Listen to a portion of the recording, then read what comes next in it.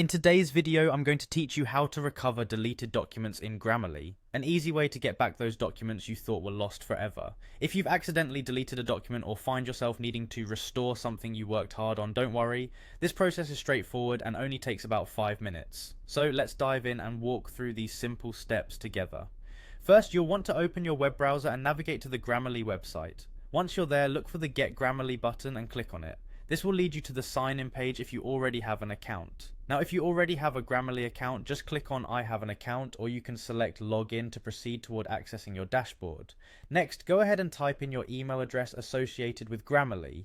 Click on the continue button to proceed. This action will take you to your Grammarly dashboard. Once you're in, you'll notice a tab labeled Documents. Click on that tab. Here you'll see the list of all your saved drafts and projects.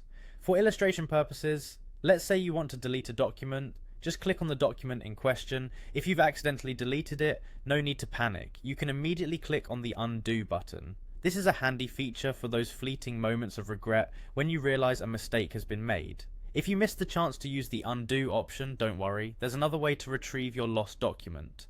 Look over to the left sidebar and you'll find the version history option.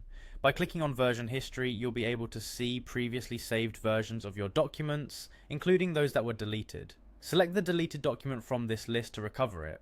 After selecting the document you want to recover, look for the download option and click it. Your document will be downloaded onto your computer or device.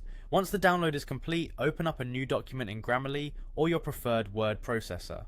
Now you're ready for the final step. Simply copy the contents of the downloaded document and paste them into the newly opened document in Grammarly. And just like that, your deleted document has been restored. Remember, whether you accidentally delete a document or need to go back in time to retrieve previous versions, Grammarly's recovery process makes it easy to find your way back. This means you can write, edit, and experiment with peace of mind. That's it for today's guide on recovering deleted files in Grammarly.